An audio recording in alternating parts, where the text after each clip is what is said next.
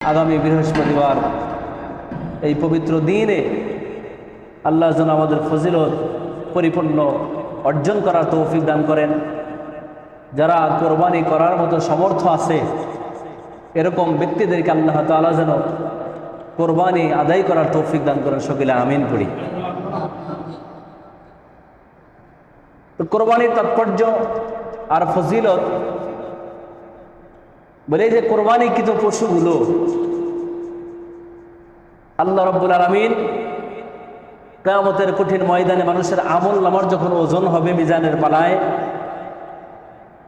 এ কোরবানির তাকওয়া, আমি যে কোরবানি করলাম আল্লাহ তাআলা সহি নিয়ত ইখলাসের সাথে কোরবানি করার কারণে, দুনিয়ার কাউকে রাজি খুশি করার জন্য নয়, দুনিয়ার কোনো মানুষকে দেখানোর উদ্দেশ্য নয়। মানুষ আমাকে এটা বলবে যে ওই ভাই কি ওই চাচা অমুক হাজি সাহেব, অমুক মাস্টার সাহেব, অমুক চেয়ারম্যান সাহেব, মেম্বার সাহেব, তিনি অনেক দামি কোরবানি করেছে, 1 লক্ষ 2 লক্ষ টাকার পশু কোরবানি করছে, মানুষ আমার নামে প্রশংসা করুক, এ উদ্দেশ্যে যদি কেউ কোরবানি করে, আল্লাহ তাআলা বলেন যে যারা মানুষকে দেখানোর উদ্দেশ্য করে নামাজ পড়বে, আল্লাহ পাক বলেন সূরা মাউনের মধ্যে, আরাআইতাল্লাযী ইউকাযযিবু বিদ্দীন ফাযালিকাল্লাযী ইয়াদউল ইয়াতীম ওয়ালা ইয়াহুদ্দু আলা তুআমিল মিসকিন ফাওয়াইলুল লিল মুসাল্লিন। আল্লাহ তাআলা বলেন যারা রিয়া, লৌকিকতা নিয়া মানুষ নামাজি বলবে এই জন্য নামাজ পড়ে, মানুষ রোজাদার বলবে এই জন্য রোজা রাখে, মানুষ হাজি বলবে এই জন্য হজ করে, মানুষ কোরবানি দাতা হিসেবে আমার প্রশংসা করবে, আমার নাম থাকবে, এই লোক দেখানোর কোরবানি যারা করবে, মোট কথা হলো সব ইবাদত বন্দিগি যদি কেউ আল্লাহ তাআলাকে বাদ দিয়া আল্লাহকে রাজি খুশি করা এবং নবীজিকে রাজি খুশি করা বাদ দিয়ে লৌকিকতা, মানুষের কাছ থেকে প্রশংসা পাওয়ার জন্য, মানুষের কাছ থেকে আপনার বাহবা পাওয়ার জন্য যে কোনো ইবাদত করবে, আল্লাহ তাআলা বলেন ওই ইবাদত আমি আল্লাহর কাছে গ্রহণযোগ্য নয়। নাউজুবিল্লাহ। আমরা এইখান থেকে ক্লিয়ার ভাবে বুঝলাম কোনো ইবাদতই রিয়া, লোক দেখানোর জন্য করা যাবে না। সব ইবাদত ছোট হোক আর বড় হোক কার জন্য? আর একটু জোরে বলি বাবা, কার জন্য? আল্লাহ তাআলা বলেন কুল ইন্না সলাতি ওয়া নুসুকি ওয়া মাহইয়ায়া ওয়া মামাতি লিল্লাহি রাব্বিল আলামিন। আল্লাহ তাআলা কোরআনে কারীমের আয়াতের মধ্যে স্পষ্ট করে আমাকে আপনাকে ইবাদত বন্দেগী কার জন্য করতে হবে এই আল্লাহ তাআলা এই আয়াতের মধ্যে ক্লিয়ার করে আমাদেরকে জানায়া দিলেন।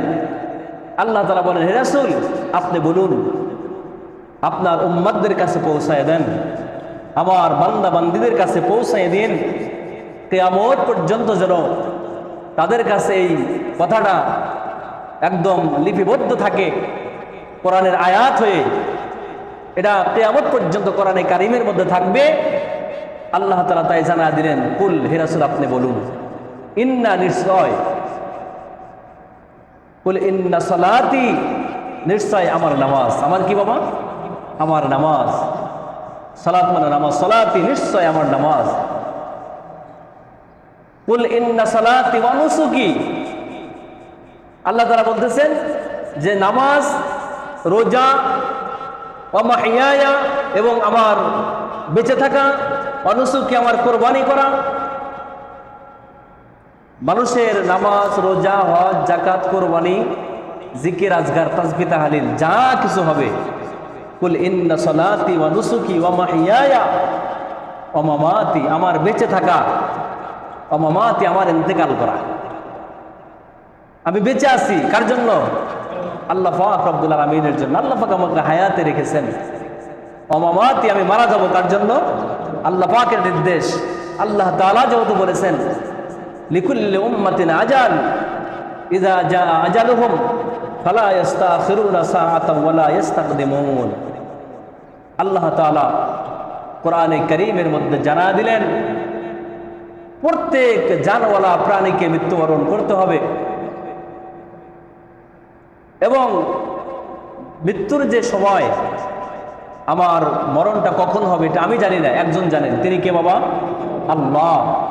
কোন টাইমে আমি মারা যাব, কোন অবস্থায় আমার শেষ বিদায় হয়ে যাবে, কোন জায়গাতে আমি মারা যাব, এটা আমি জানি না, আপনি জানেন না, কারো জানা নাই, জানেন একজন। তিনি কে? আল্লাহ। যে টাইমে, যে অবস্থাতে, যে জায়গাতে আমার মৃত্যুকে আল্লাহ লিখে রাখছেন, ওই জায়গাতে, ওই অবস্থাতে, ওই সময়ের মধ্যেই আমাকে আপনাকে মৃত্যুবরণ করতে হবে। সময়ের পরিবর্তন হবে না, জায়গার পরিবর্তন হবে না, অবস্থারও কোনো কি হবে না, পরিবর্তন হবে না। এই জন্য আমার মরণটা, ওই লোকটার ভাগ্য কত ভালো যে লোক ইন্তেকালের পরে প্রতিবেশী তার জন্য কাঁদে, দেশের মানুষ তার জন্য আফসোস করে, কাঁদে। তার ভাগ্য কত ভালো, কি জীবন সে গঠন করেছিল, কেমন জীবন পরিচালনা করেছিল, সমাজে মানুষের সাথে মুআমালাত, মুআশারাত, ব্যবসা বাণিজ্য, লেনদেন, আচার আচরণ, মানুষের সাথে ব্যবহার, মাখলুকের সাথে সুন্দর আচরণ, ঈমান আর আমল এতটা সুন্দর প্রশংসনীয় ছিল যে এই লোকটা মারা গেছে, আপনজনও কাঁদে, প্রতিবেশীও কাঁদে, যে শোনে সেই তার জন্য আফসোস করে, কাঁদে আর দোয়া করে যে আল্লাহ, ভালো মানুষটা আজ দুনিয়া থেকে বিদায় হয়ে গেল, আপনি তাকে মাফ করে দিয়েন। ভালো মানুষ মারা গেলে বলেন সবাই আফসোস করে কিনা বাবা? আমার আব্বা জানেরা। এই জন্য কবি বলেন, যেদিন তুমি এসেছিলে ভবে, কেঁদেছিলে তুমি একা, হেসেছিল সবে, এমন জীবন তুমি করো হে গঠন, মরণে হাসিবে তুমি, কাঁদিবে ভুবন। এরকম জীবন গঠন করা দরকার আমাদের। বলতেছিলাম, আমরা ইবাদত বন্দেগী করতে হবে কাকে রাজি খুশি করার জন্য? আল্লাহ এবং রাসূলকে। দুনিয়ার কোনো মানুষ আমাকে নামাজি বলবে এই জন্য নামাজ পড়বো না, দুনিয়ার কোনো মানুষকে দেখানোর জন্য আমি ওয়াজ করবো এটা নয়। আমার আব্বাজানেরা খুব ভালো করে বুঝবেন যেই কথাটা বলতেছিলাম। তাহলে কুল ইন্না সালাতি ওয়া নুসুকি, আমার নামাজ, আমার কুরবানি কার জন্য? সব কিছু লিল্লাহি রাব্বিল আলামিন। আমার যাবতীয় ইবাদত বন্দেগী, ছোট হোক আর বড় হোক, সব ইবাদত বন্দেগী একমাত্র আল্লাহ তাআলাকে রাজি খুশি করার জন্য হবে, আল্লাহ পাকের জন্যই করতে হবে। তাহলে আমরা কোরবানি আসতেছে আগামী বৃহস্পতিবার, ইংরেজি মে মাসের 28 তারিখ, আর জিলহজ মাসের 11তম তারিখ। রাসূল কারীম সাল্লাল্লাহু আলাইহি সাল্লামকে জিজ্ঞাসা করেছিলেন সাহাবায়ে কেরাম কোরবানি সম্পর্কে, যেটা কি কোরবানি কি? মুহাম্মদুর রাসূলুল্লাহ সাল্লাল্লাহু আলাইহি সাল্লাম বললেন, সুন্নাত আবিকুম ইব্রাহিম, কোরবানি এটা আমাদের জাতির পিতা হযরত ইব্রাহিম আলাইহিস সালাতু ওয়াস সালামের সুন্নাত। কোরবানি আল্লাহ পাকের হুকুম, কিন্তু আমাদের জাতির পিতা হযরত ইব্রাহিম আলাইহিস সালামের আদর্শ, সেখান থেকে কোরবানির ধারাবাহিকতা শুরু হয়ে গেছে। এখন আমি গত জুমায় মনে হয় আপনাদের সামনে আলোচনা করেছিলাম যে কোরবানি করতে হবে হালাল পশু দিয়া। কি দিয়া? হালাল পশু হইতে হবে, আপনার হালাল টাকাও হতে হবে। হারাম টাকা দিয়ে হালাল পশু কিনলাম, পশু হালাল, টাকা হারাম। পশু হালাল, আমার টাকাটা হারাম, আমি কিনছি, কি লাভ হবে আমার বলেন?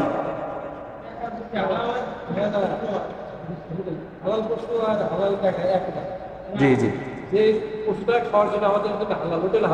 আমি ওটাই বলতেছি যে হালাল পশু হইতে হবে। কি হইতে হবে? হালাল পশু। হালাল পশু কোনটা? যেটা আমাদের জন্য খাওয়া কি করছেন আল্লাহ তাআলা জায়েজ করেছেন। আবার জায়েজ পশু, জায়েজ প্রাণীর মধ্যেও, পশুর মধ্যেও কোরবানি করার সময় সব পশুদের কোরবানি চলে না। যেমন মুরগি খাওয়া হালাল না হারাম? মুরগি হালাল না হারাম? পশু মানে মুরগি হালাল না হারাম? হাঁস হালাল না হারাম? এটা হালাল, কিন্তু এটাতে কোরবানি চলবে না। কি চলবে না? হাঁস মুরগি খাওয়া যায়, এটাতে কোরবানি করা যায় না। কোরবানি করার জন্য 4 পাওয়ালা, কয় পাওয়ালা? 4 পা বিশিষ্ট চতুষ্পাদ প্রাণী বলা হয়, যেটা 4 পা বিশিষ্ট হালাল প্রাণী হতে হবে। যেটা আমাদের জন্য শরীয়তে খাওয়া জায়েজ, যেমন গরু, মহিষ, দুম্বা, উট, ভেড়া, ছাগল যেটা বলা হয়। কয়েকদিন আগে আমাকে এক লোক প্রশ্ন করছে যে হুজুর, হরিণ দিয়ে কোরবানি হবে কিনা? কি দিয়ে? হরিণ দিয়ে কোরবানি হবে কিনা? হরিণ খাওয়া হালাল না হারাম? হরিণ খাওয়া হালাল, কিন্তু হরিণ দিয়ে কোরবানি জায়েজ নাই। হরিণ দিয়ে কি নাই? কেন জায়েজ নাই? এই জন্য জায়েজ নাই, এটা গৃহপালিত পশু না। কি পালিত না? এটা গৃহপালিত পশু না, এটা জঙ্গলে থাকে। আপনি জঙ্গল থেকে শিকার করে খাইছেন, এই জন্য এটা কি? এটা খাওয়া হালাল, কোরবানি করা জায়েজ নেই। কোরবানি করতে হবে আপনার এই গৃহপালিত হালাল পশু দিয়ে। তার মধ্যে পরে হলো উট, দুম্বা, গরু, ছাগল, মহিষ, ভেড়া, এইগুলা দিয়ে কোরবানি হবে। এখন গরু, এই ছাগল, ভেড়া, দুম্বা, ছাগল, ভেড়া, দুম্বা, এইগুলার মধ্যে ভাগ চলে না। কি চলে না? অংশ বিশেষ চলে না। একটা ছাগলে একজন, একটা ভেড়াতে একজন, একটা দুম্বাতে একজন, আর মহিষ, গরু এবং উট এইটার মধ্যে ভাগই চলে। কি চলে? ভাগই চলে। সর্বোচ্চ কয়জন? 7 জন পর্যন্ত দেওয়া যাবে। অনেকেই বলে, প্রশ্ন করে থাকে, হুজুর বেজর সংখ্যা লোক নাকি কোরবানি ভাগি হওয়া লাগে না, জায়েজ নাই। বেজর বলতে কেমন? মানে জোর জোর বলে যে হুজুর 6 জনে নাকি হয় না, আবার 4 জনেও হয় না, বেজর হতে হয়। কেমন? বলে 5 জন অথবা 3 জন অথবা 7 জন, এটা বলে গ্রাম অঞ্চলে। কিন্তু না, আল্লাহ পাকের পক্ষ থেকে একটা গরুর মধ্যে, একটা মহিষের মধ্যে, একটা উটের মধ্যে সর্বোচ্চ বলা হয়েছে যে 7 জন মানুষ অংশ বিশেষ হয়ে ভাগে হয়ে কোরবানি করা যাবে। এখন 6 জনেও দিতে পারেন। কয়জনে? 5 জনেও দিতে পারেন, 4 জনেও দিতে পারেন, 2 জনেও দিতে পারেন, সমস্যা নাই। বেজর সংখ্যা হতে হবে এমনটা কিন্তু নয়। বুঝে আসলে কি আমাদের? বেজর সংখ্যাই হতে হবে এমনটি নয়। সর্বোচ্চ 7 জন পর্যন্ত আল্লাহ পাকের পক্ষ থেকে ফায়সালা, আল্লাহ পাকের পক্ষ থেকে শরীয়তের বিধান। কিন্তু আপনার জোর সংখ্যাও দিতে পারেন, 6 জনেও দিতে পারেন, 7 জনেও দিতে পারেন, 2 জনেও দিতে পারেন, ভাগে অংশ বিশেষ যে কয়েকজন হয় দিবেন। আমি গত জুমায় বলেছিলাম যে কোরবানি করার পশু বর্তমান সময়ে আমাদের দেশে অনেক জায়গায় দেখা যাচ্ছে, এরকম অনেক জায়গায় বলতেছে যে কোরবানি করছে আমি, তো কোরবানি গোশত আমি খাইলাম, এই চামড়া বিক্রি করে এই টাকা আবার ইতিমদের, গরিবদের অথবা মিসকিনদের দেবো কেন? না, সঠিক মাসালা হলো কোরবানি করার পরে যে এই পশুর চামড়াটা, এই চামড়াটা যদি আপনি বিক্রি করে দেন তখন এটা আপনার হক না। কিনা? বিক্রি করে দিলেই এই টাকাটা আর আপনার জন্য হালাল না, হারাম হয়ে গেল। এইটা এখন গরিব মিসকিনদের হক। যদি চামড়াটা বিক্রি না করেন, ওই চামড়াটা আপনি শুকায়া নিজের কাজে ব্যবহার করবেন, আপনার জন্য জায়েজ। কিন্তু বিক্রি করার পরে যে অর্থ, যেই টাকা, এইটা আপনার জন্য কি নাই? জায়েজ নাই। চামড়া ব্যবহার করতে পারেন আপনি, এটা দিয়ে আপনার কাজে ব্যবহার করতে পারেন। সুবহানাল্লাহ।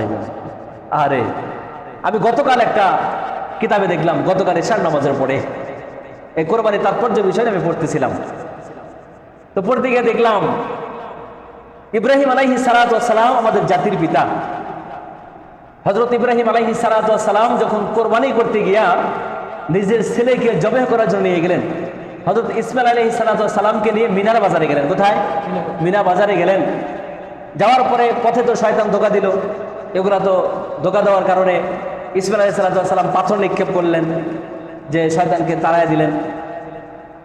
তো ইসমাইল আলাইহিস সালামকে যখন কোরবানি করতে গিয়া ছুরি চালাইলেন, অনেক চেষ্টা করলেন, ছুরি কাটলো না। এরপরে আল্লাহ পাকের কুদরতি ভাবে হযরত জিবরাইল আলাইহিস সালাতু ওয়াস সালাম জান্নাত থেকে, বেহেশত থেকে একটা কিনে আসলেন, উট নিয়ে এসে যেই উটটাকে হযরত ইব্রাহিম আলাইহিস সালামের চাকুর ছুরির নিচে দিয়ে দিলেন, জব হয়ে গেল, কোরবানি হয়ে গেল। এই কোরবানি হওয়ার পরে এই যে এই চামড়া, মানে পশম যে চামড়াটা ছিল, কিতাবে লিখছে যে হযরত ইব্রাহিম আলাইহিস সালাতু ওয়াস সালাম এই চামড়াটা যখন শুকাইলেন নিজের জন্য ব্যবহার করার জন্য, এই চামড়াটা দিয়া হযরত ইব্রাহিম আলাইহিস সালাতু ওয়াস সালাম এটা শুকায়া নিজের কাজে ব্যবহার করলেন। কি করলেন? নিজের কাজে ব্যবহার করলেন। এটাকে বসতেন, এটাকে বসার জন্য চাদর বানাইছিলেন। এই চাদরটা, এই চামড়াটা পরবর্তীতে হযরত ইব্রাহিম আলাইহিস সালামের ইন্তেকালের পরে এটা আল্লাহ রাব্বুল আলামিন হযরত জিবরাইলের মাধ্যমে বেহেশতে নিয়েছিলেন। কোথায়? বেহেশতে রাখলেন। বেহেশতের ভিতর থেকে আল্লাহ রাব্বুল আলামিন এটাকে যত্ন রেখে সেই উটের চামড়া, বিশেষ এই চামড়াটা পশমওয়ালা, আল্লাহ তাআলা জিবরাইলের মাধ্যমে, আপনারা কিন্তু সুবহানাল্লাহ যারা প্রস্তুত থাকবেন, হযরত জিবরাইল আমিনের মাধ্যমে আমার আপনার নবী মুহাম্মদুর রাসূলুল্লাহ সাল্লাল্লাহু আলাইহি সাল্লামকে আল্লাহ তাআলা এই পশুর চামড়াটা হাদিয়ে দিলেন। হযরত মুহাম্মদুর রাসূলুল্লাহ সাল্লাল্লাহু আলাইহি সাল্লাম এই চামড়াটাকে রাইখা এটাকে আল্লাহ তাআলা মহান আল্লাহ পাকের কুদরতি ভাবে আল্লাহ রাসূল সাল্লাল্লাহু আলাইহি সাল্লাম এই চামড়া দিয়ে একটা খেরকা বানালেন। কি বানালেন? খেরকা, যেটাকে জামার উপরে পরা হয়। এই খেরকা বানায়া সেই কোরবানিওয়ালা পশুর এই খেরকাটা আল্লাহর পয়গম্বর মুহাম্মদুর রাসূলুল্লাহ সাল্লাল্লাহু আলাইহি সাল্লাম আর কাউকে দেন নাই। মুসলমানদের দ্বিতীয় নম্বর খলিফা আমিরুল মুমিনিন হযরত ওমর ফারুক রাদিয়াল্লাহু তাআলা আনহুকে আল্লাহর নবী এই চামড়াওয়ালা পশমওয়ালা এই খেরকাটা হযরত ওমরকে আল্লাহ রাব্বুল আলামিনের পয়গম্বর দান করলেন। এই জন্য কিয়ামতের ময়দানে হযরত ওমর ফারুক রাদিয়াল্লাহু তাআলা আনহু এই কোরবানি করার চামড়াওয়ালা বিশিষ্ট পোশাক খেরকাটা, এই খেরকা পয়রা হযরত ওমর ফারুক নবীদের কাতারের পিছনে দাঁড়ায় থাকবেন। সুবহানাল্লাহ। আল্লাহ পাকের কুদরত। এই জন্য বলতেছিলাম যে আমরা কোরবানি করব আল্লাহ তাআলাকে রাজি আর খুশি করার জন্য। আল্লাহ পাক যেন আমাদের সকলকে হালাল টাকা দিয়ে হালাল পশু কিনে আল্লাহ রাব্বুল আলামিনের সন্তুষ্টির জন্য কোরবানি করার তৌফিক দান করেন, আমিন করি। সেই সাথে আমরা যারা, আমি গত জুমায় আলোচনা করছিলাম যে কোরবানির গোশতটা এটা মুস্তাহাব তরিকা হলো যে আমি কোরবানি করলাম, আমি উত্তম হলো যে নিজে কম রাখি। নিজে কি রাখি? ভালো করে বোঝেন। উত্তম হলো কোরবানি করার গোশতটা আমি আমার ফ্যামিলির লোক সংখ্যা বুঝা সে অনুযায়ী রেখা বেশিরভাগ যেন আমি গরিবদের মাঝে বিতরণ করতে পারি। সুবহানাল্লাহ। উত্তম কোরবানি, যাতে করে গরিব যারা আছে, যারা কোরবানি করার সামর্থ্য নাই, যাদের ফ্যামিলি থেকে লোক সংখ্যা বেশি আছে, গরিব মানুষ গিয়া নিজের হাতে তাদের বাড়ি বাড়ি দিয়ে আসেন। এটা উত্তম বন্টন করা, এই উত্তম কোরবানি আল্লাহর কাছে বেশি পছন্দনীয় হয়। রাসূল সাল্লাল্লাহু আলাইহি সাল্লাম একটা কোরবানি করতেন না, কয়টা না? হাদিসের কিতাবে আসছে, সমাজের তিরমিজির মধ্যে আসছে, আম্মা জান আয়েশা সিদ্দিকা রাদিয়াল্লাহু তাআলা বলেন যে আমি রাসূলকে দেখেছি, রাসূল একটা কোরবানি করতেন না। কয়টা কোরবানি করতেন না? একটা পশু আল্লাহ রাসূল কোরবানি করতেন না, কমপক্ষে 5টা 10টা পর্যন্ত কোরবানি করতেন। এমনকি আম্মা জান আয়েশা সিদ্দিকা রাদিয়াল্লাহু তাআলা থেকে বর্ণনা ইবনে মাজার হাদিস, আম্মা জান আয়েশা সিদ্দিকা বলেন আল্লাহ রাসূল যে বছরে ইন্তেকাল করেন তার আগের বছরতে কোরবানি হইল। মানে রাসূল সাল্লাল্লাহু আলাইহি ওয়াসাল্লাম ইন্তেকাল করলেন হলো আপনার রবিউল আউয়ালের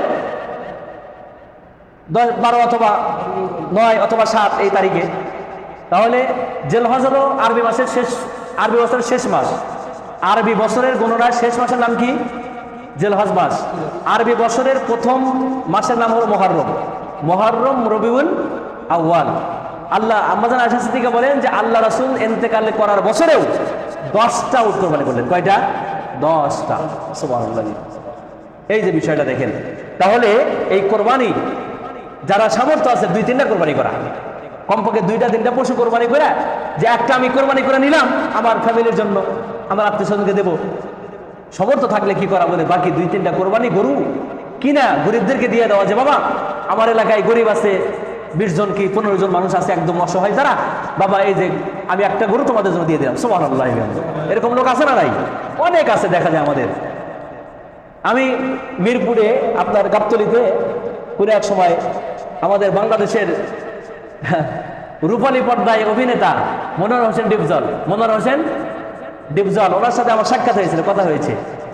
মিশর সওদাগরের সাথে আমার অনেকবার কথা হয়েছে, অনেকবার সামনাসামনি নামাজ পড়েছে ওনার সাথে। ডিপজল ভাইয়ের সাথে আমার সাক্ষাৎ হয়েছে, কথা হয়েছে। উনি ব্যক্তিগতভাবে প্রত্যেক কোরবানিতে কমপক্ষে 8-10টা কোরবানি করে। কয়টা? 8-10টা কোরবানি করে উনি। জি ডিপজল উনি কোরবানি করে গরিবদের দিয়ে দেয়। মিশর সওদাগরের সাথে আমার সিরাজগঞ্জ রোডে খান আবাসিক হোটেলে একসঙ্গে নামাজ পড়েছি আমি ওনার সাথে। আসলে নামাজের পরে লম্বা সময় কথা বলেছি। উনি বললেন যে হুজুর আমার জন্য দোয়া করবেন। আমি যদিও সিনেমার পর্দায় আমাকে মানুষ গালি দেয়, আমি কিন্তু নামাজিওয়ালা মানুষ, হাজি মানুষ। উনি বললেন যে আমি চেষ্টা করি কোরবানি করা 2-3টা পশু, যাতে করে গরিবদেরকে আমি ওটা 2-3টা দিয়ে দিই, যে বাবা এটা কোরবানি করলাম, তোমাদের মধ্যে গরিব যারা আসছো বন্টন করে নিয়ে নাও। এরকম দরকার। এরকম উৎসাহ থাকা দরকার। যাদের সামর্থ্য আছে চেষ্টা করবেন 2-3টা গরু জব করা নিজে একটা রাখলেন, বাকি গরিবদের মধ্যে দিয়ে দিলেন। উত্তম বন্টন এটা। আল্লাহ তাআলা আমাদের সকলকে সঠিকভাবে সহি নিয়তে আল্লাহ তাআলাকে রাজি খুশি করার জন্য কোরবানি করতে তৌফিক দান।